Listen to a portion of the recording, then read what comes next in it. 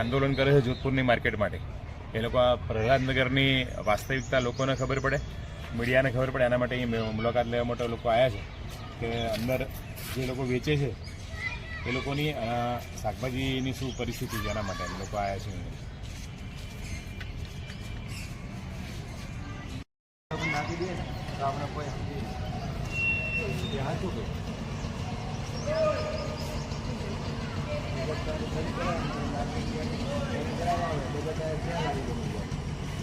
ચાલો બધા અહીંયા જેનો ધંધો ના થાય એની ભરપાઈ રાતે તું આપી બોલાય ને મારા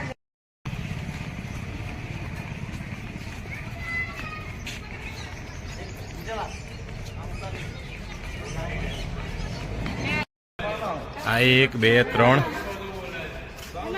3 4 4 5 6 7 8 અને 9 પથારા ચાલુ છે. 212 માંથી 9 પથારા 9 લોકો અહીંયા ઘડી ધંધો કરે છે. આટલી ખરાબ હાલતમાં આ લોકો અહીંયા ઘડી વેચે નહીં એટલે આ લોકો આના પરિસ્થિતિમાં ઉઠીને મુકાયા. વિચાર કરો, જીવા તો ઉડી રહી છે. હવે અહીંયા ઘડી મ્યુનિસિપલ કોર્પોરેશન કહે તમારે અહીંયા ઘડી ધંધો કરવાનો. આ ધંધો અહીંયા ઘડી જે 5-7 લોકો ડરના મારે કે ભાઈ એમને જગ્યા મળી છે ને જતી રહેશે. કાઢો ટામેટા પુરાવો કહેવાય. ટામેટા આ લોકોના શાકભાજી સડી ગયા, અંદર જીવડા પડી ગયા, એવી હાલતમાં અત્યારે શાકભાજીની કન્ડિશન છે. શાકભાજીની હાલત જોવા, ટામેટાની હાલત જોવા, બટેકા ઉગી ગયા અંદર. આ મકાઈની પરિસ્થિતિ જો વેચવા લાયા કેવી હાલત છે. બધા જ હમણાં બગડી ગયેલા છે. આ પરિસ્થિતિમાં લોકો ધંધો કરે છે. આ જો આ બધું કેવું બગડી રહ્યું છે. જો શાકભાજી કોઈ આ લેવા વાળું નથી. અને આવા માર્કેટમાં કે તમે ધંધો કરો, આ રીતની પરિસ્થિતિ છે. અહીંયા ઘડી આ માર્કેટની હકીકત વાસ્તવિકતા બતાવવા માટે અમે લોકો અહીંયા આવ્યા હતા કે અહીંયા ઘડી ફક્ત 8 લોકો ધંધો રોજગાર કરે છે. એ બી કે ભાઈ એ લોકોને પથારા મળે છે અને ભવિષ્યમાં જતા ના રહે, અહીંથી બીજી ક્યાંક જગ્યા મળે એટલા માટે. અને તમે લોકોએ જે શાકભાજીની હાલત જોઈ, બહુ ખરાબ હાલત છે. અહીંયા કોઈ કસ્ટમર આવતું નથી. આખું પાર્કિંગ તમે બતાવો અહીં ઘડી, આખું પાર્કિંગ જોયું, એક પણ પાર્કિંગ નહીં. આ જે ટેમ્પો પડ્યો છે ને, આજે પ્રહલાદનગર ગાર્ડનની પાછળ જોધપુરના જે વેપારીઓને જગ્યા ફાળવી છે તે માર્કેટની અમે રૂબરૂ જઈને વાસ્તવિકતા લોકો સામે લાવવાનો પ્રયત્ન કર્યો કે ત્યાં આગળ જે લોકો ધંધો કરે છે એમાં માંડ 4-5 લોકો બેઠા છે અને બીજા 2-3 લોકો એક્સ્ટ્રા પથારા કરીને 9 ત્યાં પથારા ચાલુ છે. પબ્લિકનું ત્યાં નામ નિશાન નથી. જે લોકો શાકભાજી વેચે છે એ લોકોના શાકભાજીની બહુ ખરાબ હાલત છે. અમુકના શાકભાજી તો બગડી ગયા, કીડા પડી ગયા, ખૂબ દુર્ગંધ મારે એવી હાલત છે. આ જગ્યાએ કોર્પોરેશન તમને એવું કહે છે કે ત્યાં જઈને ધંધો કરો. આજે 35 દિવસ ને 34 નાઇટથી લોકો બેઠા છે. અમે અમારી યોગ્ય માગણીઓ કરીએ છીએ કે ભાઈ આ વિસ્તારમાં લોકાલિટી સામાન્ય વિસ્તાર છે, જે પબ્લિક શાકભાજીની જરૂર પડે તમે એ લોકોને અહીંયા આગળ જગ્યા ફાળો, જેથી કરીને મારો ધંધો રોજગાર થાય.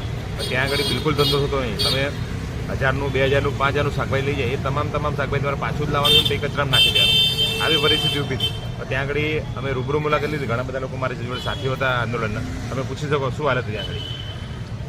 અત્યારે અમે ત્યાં બેસી છીએ, 5000 રૂપિયાનું શાકભાજી લાવી છીએ તો સાહેબ અમારે 300 રૂપિયા તો માન હાથમાં આવે છે. અત્યારે અમે બીજા દિવસથી અમે જોઈએ ને તો કશું રહેતું જ નથી અમારા હાથમાં. અમારે છોકરાઓની ફીઓ ભરવાની હોય, અમારા 12,500 રૂપિયા મકાનનો મારે હપ્તો આવે છે. સરકારી લોનો લીધેલી છે 10-10 હજારની, તો કેવી રીતના ભરવાની અમારે? કોઈ અમારો ધંધો ત્યાં થતો જ નથી. અને અમે અહીંયા 35 દિવસથી સૂતા છીએ, રાત ને દિવસ, તોય અમારું કોઈ સાંભળતું નથી. તો અમારી મુખ્ય માંગ એક જ છે કે અમને કોઈક અહીંયા લોટસ સ્કૂલ આગળ માર્કેટ અમારું હતું 30 વર્ષથી, તો અમને અહીંયા નજીકમાં ક્યાંક પ્લોટ આપો તો અમારે ધંધો પાણી અને બધું રોજગાર ચાલે અમારું. અને આ બધી અમારે લોન વોન છે તો થોડુંક ભરાય.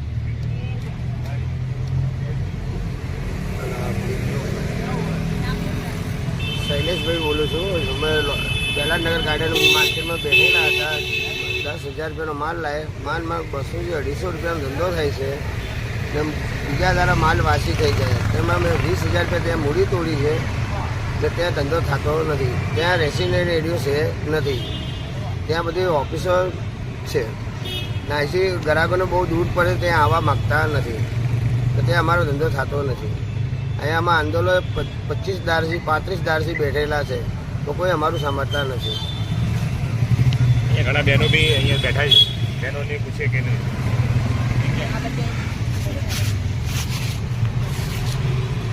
એટલે અમે 1 મહિનો ધંધો કર્યો પણ 1 રૂપિયાનો ધંધો થતો નથી. લગભગ 10-12 હજારનો માલ લાવીએ તો આખા દિવસમાં 200-300નો માલ ધંધો થતો નથી. બધું શાકભાજી બધું અમારું સડી જાય છે, કાયમ ને કાયમ અમારે ફેંકવામાં જાય પણ 1 રૂપિયાનો ધંધો નહીં થતો. માર્કેટ એવી જગ્યાએ આપી કે ચારે બાજુ ઓફિસો છે અને ઓફિસોની વચ્ચે માર્કેટ આપીશ. પહેલાં નગર ગાર્ડન છે, ગાર્ડનની પાછળ એક માર્કેટ આપીશ. તે 1 રૂપિયાનો ધંધો આવતો નથી. ગ્રાહક આવે ને 6-6:30 વાગે ગ્રાહક આવે પણ અંદર ગ્રાહક ના આવતા અંદર ડર લાગે છે. ગ્રાહક પણ એટલે આવતું નથી.